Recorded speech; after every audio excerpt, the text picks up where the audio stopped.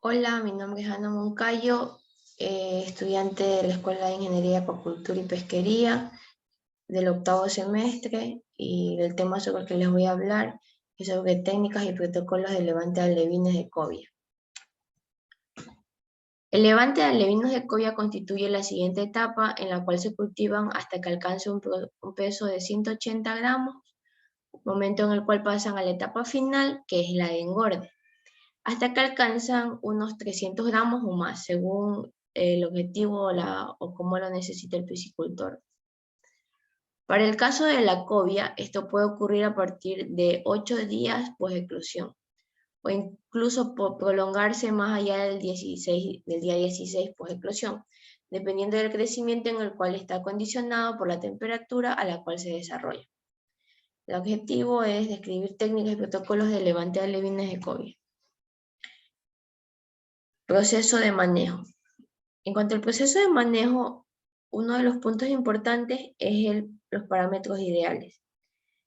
Lo ideal es que el agua de mar usada para la incubación y el levante larval sea de excelente calidad, libre de parásitos y bacterias, y es recomendable filtrar el agua a través de un filtro de arena y luz ultravioleta.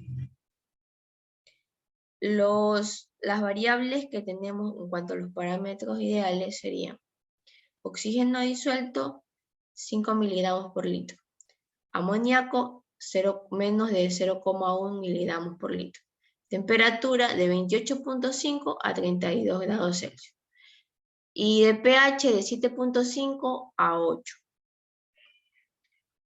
El traslado y siembra en los tanques de la agricultura. En el segundo día post-eclosión se comienzan a llenar los tanques de la agricultura con agua filtrada hasta el nivel requerido, acondicionado 100 litros de nanoclorosis oculata, con el fin de simular las condiciones naturales y estimular la producción de enzimas en el tracto digestivo. Este suministro de algas se mantiene durante 3 días. Antes de cualquier siembra, es recomendable y preferible realizar una prueba de unas pocas larvas en un becker, con agua de los tanques, observando si no existe una respuesta desfavorable.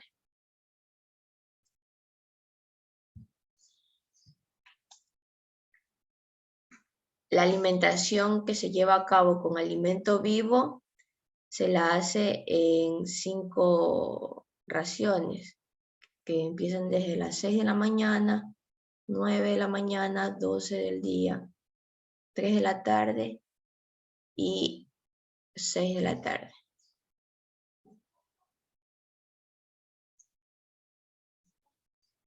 Para cada día se programa la cantidad de litros de rotíferos enriquecidos que se debe cosechar, así como los gramos de citoartemias que se deben sembrar para cumplir con los requerimientos de las larvas. Cada uno de estas raciones son guardadas en congelación una vez se han cosechado. Y luego este alimento vivo se lo proporciona a las larvas por medio de una jarra de 4 litros, con una capacidad de 4 litros. Y se la desliza una parte de la jarra, se la desliza lentamente sobre el agua, como haciendo líneas, distribuyendo el alimento homogéneamente. Aquí tenemos una tabla donde desde el inicio de la alimentación y también de cómo varía dependiendo de los días que va pasando y el desarrollo de la larva influenciado por la temperatura. En la tarde del día 2, post-eclosión, se adicionan rotíferos enriquecidos a una densidad de 2.5 mililitros, de 2.5 organismos por mililitro, ya que de acuerdo a la temperatura del cultivo, algunas larvas ya han comenzado a reabsorber su reserva vitelínica. Y por lo tanto, estas larvas empiezan a abrir la boca para poder alimentarse. Entonces, ya tienen la actividad, hacen la acción de alimentarse del medio. Entonces ya necesitan cumplir sus necesidades nutricionales, por lo que la densidad de los rotíferos se va incrementando día tras día hasta alcanzar 10 rotíferos, por mililitro, que eso más o menos es en el día 6.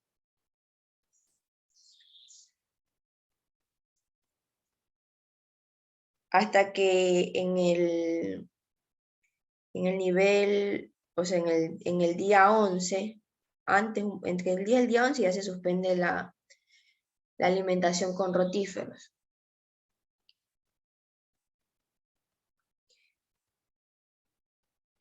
Por otro lado, también podemos observar que a partir del día 6 ya se adiciona alimento con náupleo de artemia.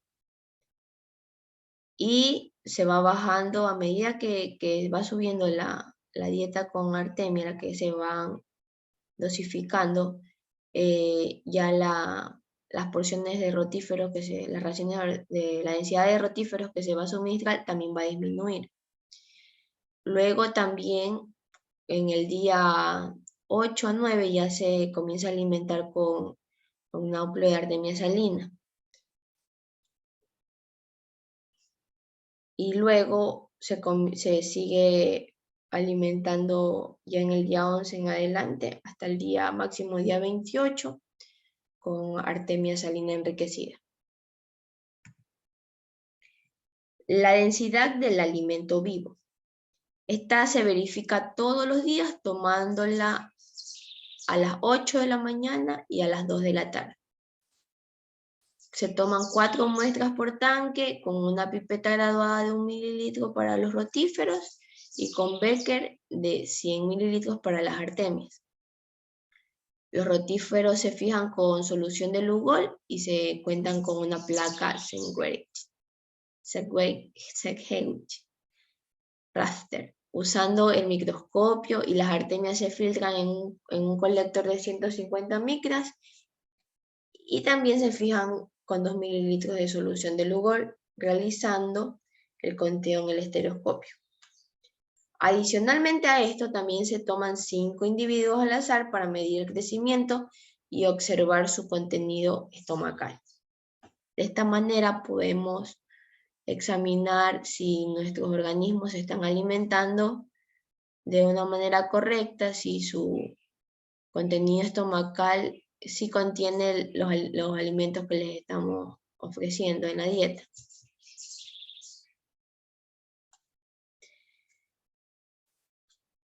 El sifoneo. El sifoneo se lo realiza a partir del día 5 post-eclosión. Este se lo comienza a realizar sifoneando el fondo muy suavemente para eliminar los detritos y larvas que tal vez se pudieron haber muerto durante el proceso de metamorfosis, cuando pasan de respiración cutánea a respiración branquial. Durante este sifoneo se dispone de un anillo de PVC con pequeñas perforaciones alrededor del tanque, el cual se conecta a la entrada del agua para evitar que durante el deceso del nivel del agua las larvas se adhieran a la pared del tanque, y una vez finalizado el sifoneo se repone un nuevo volumen de agua que se ha filtrado. La aireación. La aireación, en los primeros 10 días, la aireación de los tanques es muy suave para evitar que las larvas sean empujadas hacia las paredes de los tanques, donde se pueden quedar adheridas. Además de esto, la posibilidad que el alimento ingerido sea aprovechado en su crecimiento y no se gaste en un nado excesivo. Debido a que si tenemos la aireación muy elevada, va a demandar más actividad de las larvas. El control y el cambio de alimento vivo. Entre el día 6 y 7 post-eclosión, teniendo en cuenta las observaciones diarias del contenido estomacal, se adicionan Nauplius a Artemia franciscana, la cual se caracteriza por un menor tamaño, que es menor a 430 micras. Esta es ideal para el tamaño de la boca de esta larva en estos días. La densidad de artemia en los tanques debe estar entre 0,01 a 3 artemias por mililitro. Posteriormente se realiza la transición de Nauplius de artemia salina con la misma densidad. Esta es porque ya como el organismo va creciendo, entonces la artemia salina tiene un tamaño un poco más grande que la artemia franciscana. Entonces por eso ya se cambia de alimento. Se varía en esta relación. El recambio de agua. Este recambio de agua se lo realiza con una tasa de 150% diario. Comienza a partir del día 11, cuando se cesa la alimentación con rotíferos y se inicia la alimentación con la artemia salina enriquecida. Antes de abrir el recambio de agua, en este día es conveniente realizar un primer tratamiento con formol con alguna concentración de 50 ppm, para lo cual se debe suspender la alimentación a las 9 de la mañana y luego se realiza el sifoneo del fondo para evitar excesos de materia orgánica. Esto es para evitar que exista una reacción con el formol y además disminuyendo la concentración de oxígeno disuelto y abrir el registro de la red de oxígeno, o sea, la línea de aire, para verificar que las derivaciones de este en cada tanque estén funcionando adecuadamente. Durante el tratamiento, que dura más o menos 1 hora, se monitorea el oxígeno disuelto, el cual se debe mantener por encima de los 5 miligramos por litro. Pasado este tiempo, se abre el recambio para renovar rápidamente el agua.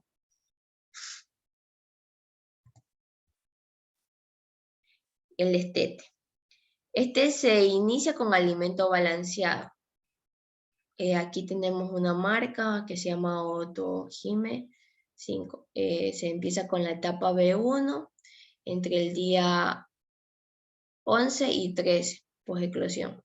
En la ración correspondiente a las 9 horas antes de suministrar la artemia enriquecida, se suspende la aireación en el tanque y luego se distribuye suavemente por toda la superficie. Y de esta forma también se observa cómo las larvas consumen el alimento para ver si es aceptado, evaluar si después de 15 minutos nuestras larvas están aceptando el alimento.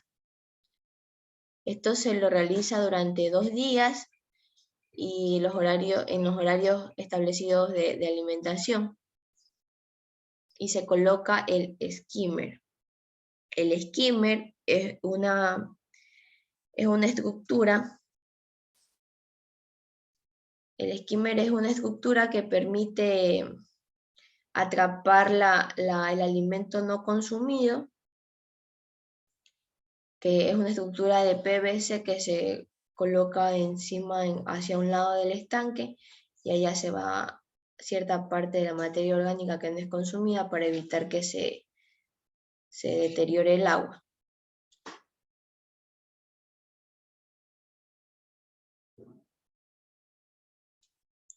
El sifoneo diario. Una vez que se inicia el destete, el sifoneo del fondo debe realizarse en 2 horarios, en la mañana y en la tarde. Esto es para evitar que se acumule la materia orgánica en el fondo, dado que provoca el deceso de los niveles de oxígeno disuelto en el agua, se consume en el proceso de descomposición de la misma y además se convierte en sustrato para bacterias y parásitos patógenos. Los registros y controles durante la larvicultura. Durante esta etapa hay que prestar atención a factores de riesgos asociados con el manejo en sí de las larvas, manteniendo los estanques y la alimentación. Por un lado, tenemos un riesgo que es residuos de cloro en elementos de laboratorio. La consecuencia de esto es una mortalidad masiva de los animales. El control que se le da es la inmersión en tiosulfato de los sifones, las mangueras y los filtros. Los controles necesarios. Debe hacerse pruebas ortotoludinia a cada elemento antes del uso. O sea, debe verificarse que todos los utensilios o todos los accesorios que vayamos a utilizar en el cultivo hayan pasado por una inmersión en tiosulfato. Otro riesgo es la subalimentación con rotíferos y artemia. La consecuencia de esto va a ser la desnutrición y la disparidad de tallas. El control que se le puede hacer es el conteo en 4 puntos de cada tanque a las 8 de la mañana y a las 2 de la tarde. Además de examinar diariamente el conteo estomacal de 5 larvas tomadas al azar en cada uno de los tanques. Otro riesgo presente es la contaminación del alimento balanceado, debido a la proliferación de bacterias gram positivas patógenas. Los controles existentes son los muestreos microbiológicos del alimento, y los controles que se llevan a cabo es separar porciones por cada ciclo y empacar en bolsas. De esta manera se evita estar manipulando el alimento, abriendo y cerrando, y evitando que se contamine. Siempre se debe sacar el aire de las bolsas y cerrarlas lo más herméticamente posibles. Otro riesgo es la sobrealimentación con alimento balanceado. Esto va como consecuencia el deterioro del agua y la proliferación de bacterias patógenas. Un control es la observación directa del comportamiento alimenticio. Entonces vamos a observar si nuestros organismos o nuestras larvas, nuestros alevines, se están consumiendo todo el alimento que se está suministrando. Un control necesario es el sifoneo en la mañana desde el día 4 al día 13, y el sifoneo en mañana y tarde desde el día 13, después de la eclosión. Además de que el alimento debe ser pesado en la mañana y en la tarde. Otro riesgo es la pérdida de animales por el sifoneo. La consecuencia es que va a disminuir la densidad de nuestros individuos. Además de que algunos peces se pueden lastimar y se pueden morir. Si va a haber muerte, va a haber materia orgánica en nuestro tanque también. Un control es los anillos de PVC perforados que se conectan a la entrada del agua para que se rocíen suavemente. Un control es que los animales recuperados se deben llevar a tanques separados, sería hasta que se los evalúe cómo están, en qué condiciones están, y ya después estos de aquí no se los puede regresar al tanque del que salieron. También existe un riesgo por canibalismo. Esto va a disminuir nuestra densidad también de individuos, y lo recomendable para el control es que se debe seleccionar las tallas. Se deben separar los organismos grandes de los pequeños para evitar este inconveniente. Debe haber una selección. La pérdida de nivel en el tanque cuando no hay recambio es otro riesgo, porque va a haber mortalidad de larvas en las paredes. Una forma de controlar es llenar los estanques un día de poseclosión y observar fugas antes de sembrar. Los análisis también son muy necesarios, porque esto se los realiza con el fin de prevenir y tratar posibles patógenos. Para esto es necesario realizar muestreos periódicos en la población, tomando diariamente y semanalmente muestras de agua y alevines. para realizar análisis en fresco, análisis microbiológicos, histológicos, pruebas de biología molecular, como la reacción de cadena de la polimerasa, o sea, los análisis de PCR. Y adicionalmente también se deben monitorear los parámetros físicos y químicos, como se lo mencionó al inicio de la presentación, cuáles eran los más ideales. Esto es muy importante porque con esto podemos realizar ajustes y recambios en nuestro cultivo. El alevinaje.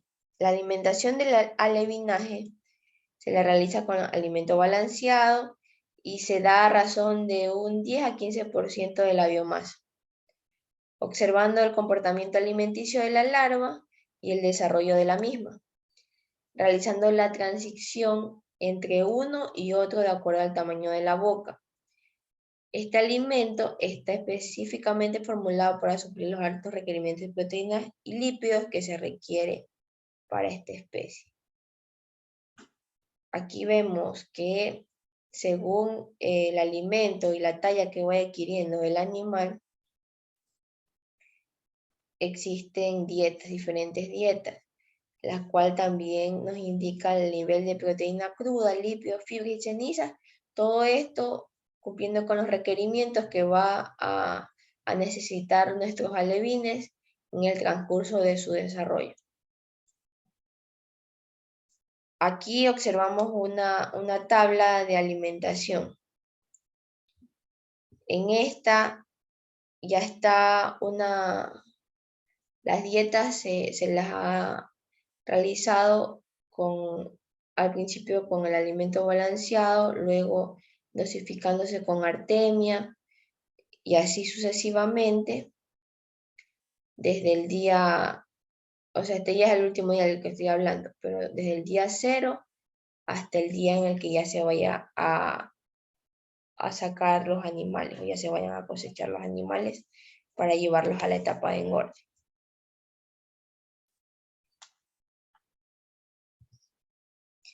El suministro de oxígeno. Este debe ir acorde con el crecimiento y necesidades de la producción, por lo que es conveniente después del día 21 post-eclosión abrir la red de oxígeno de 15 a 20 minutos cada 2 horas. Esto se lo hace en la noche para evitar este parámetro se encuentre por debajo de los 5 miligramos por litro. El alimento se lo pesa por ración en vasos independientes incorpor y se da retirando la aireación, esparciendo con una cucharita. Este se lo esparce por toda la superficie del tanque y se lo desplaza alrededor de este para garantizar que todos los alevinos se alimenten parcialmente.